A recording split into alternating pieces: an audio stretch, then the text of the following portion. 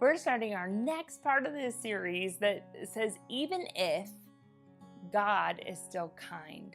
Now, when I think about all the characteristics and attributes of God, kindness is not the first thing that comes to my mind, but let me tell you, God is so kind. Have you ever been just in that really yucky place before? Like your heart isn't good. You might even consider it in the pit, right? We've all been in that pit, and sometimes we willingly jump in it and just camp out there for a little while. Speaking to me directly. And when I'm in that pit, like my kindness is not the first thing that shows. But what we read in Psalm 103, and we've gone through this scripture a few times, is that we are confronted with the kindness of God. Psalm 103, verse 2 says, "My soul bless the Lord, and do not forget all the benefits. He redeems your life from the pit and crowns you with faithful love and compassion." So there we are. We were just confronted with the kindness of God. We were down in the pit, at the bottom, in the murkiest, yuckiest place of our soul. And God didn't just rescue us. The scripture says that He crowns us with faithfulness and compassion. That is the kindness of God.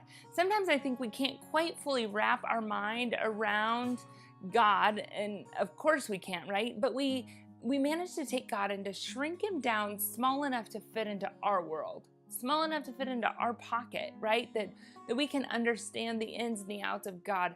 But let me tell you, I can't comprehend this kindness of God. I think about someone who has done so much wrong to me, and that's where God goes to meet them and to crown them with faithfulness. Like it just doesn't, and compassion, it just doesn't even make sense to me. Compassion, like He meets you right where you are at your very worst point, the very ugliest part of your heart. That's where He meets you. I have a hard time kind of going back and forth between how I in this world categorize kind people, and really I minimize it down to being nice, right? And there's a true difference between somebody who is nice and someone that's kind. And I really battled with this back and forth as I was reading through the scripture and figuring out as we were going to dig into this a little bit more. And maybe that's something you can talk about in your group today. What's the difference between someone who is nice and someone that is kind? And maybe you agree with my differences and maybe you don't, and that's okay. But this is how I've kind of made sense of it. That a lot of times we're looking for a nice God, a God who's going to play nice in the sandbox, right? Like allow me to live my life the way that I want to live it while Him living His the way that He wants to live it. And I just don't really think that that's the nice that we look for, that we find when we look at God.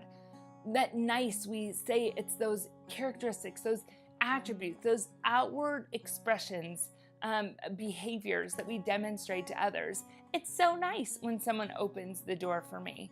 It's nice when someone says please or thank you, right? That's really nice.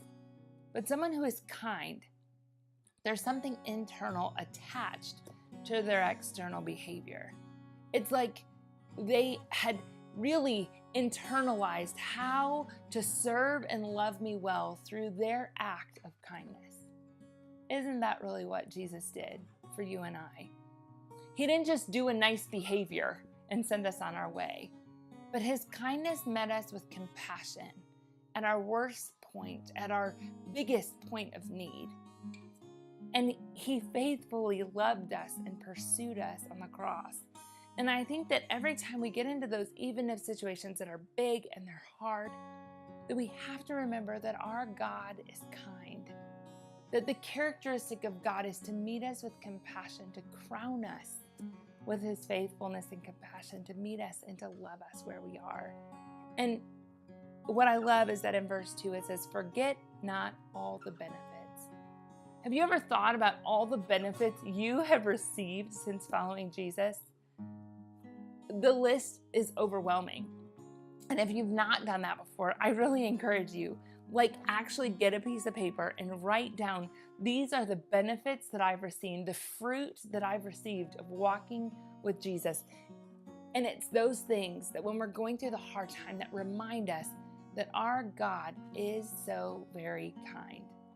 I want you to watch a video by my friend Sherry Page as she explains and shares a story of where God's kindness met her where she needed it most. In December of 2011, my husband and I had just experienced financial devastation. And right in the heart of that, I found out that I had breast cancer. Now, we didn't say anything to anybody for a couple of weeks because it was a lot for us to process. It seemed like it was bigger than what we could conquer. But a few days after being diagnosed, a friend randomly called me up and said that she had a ticket for me to attend a ladies' tea. And I was so excited to go because I was feeling distant and afraid and alone and scared. And I just wanted to be able to reconnect to God. And I thought it was so kind for her to invite me. I didn't have anything pretty to wear, though. I know it sounds ridiculous in the midst of all of that, but I just wanted to have something pretty to wear. And of course, we couldn't afford to go to the store and get something. So I started to scrounge in the bottom of old purses and in pockets and coats and underneath the couch and behind the seat in the car. And I was able to scrounge up about $2.50. I took that $2.50 and I went to a secondhand store hoping that maybe I could just find a pretty Christmas shirt.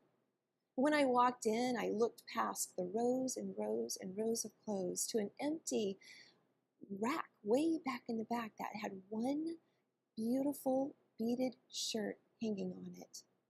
I looked around because I wanted to make sure no one else was on the way to that shirt, and I bolted to it.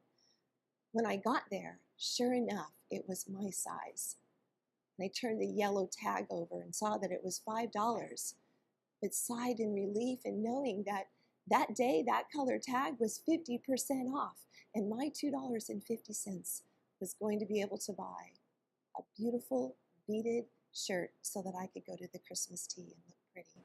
And I knew in the middle of that moment that God's kindness towards me pierced my heart. And He found me lost and alone and scared. And it's as if He said, I'm right here, Sherry. I'm right here. I'm not going anywhere. And I know the mountain of trouble before you, but I'm right here for you. Since that moment, I have always known that kindness is how you reach people, is how God's love can penetrate through any kind of anger, resentment, fear, unforgiveness, anxiety. But it's a simple kindness that will reach hearts.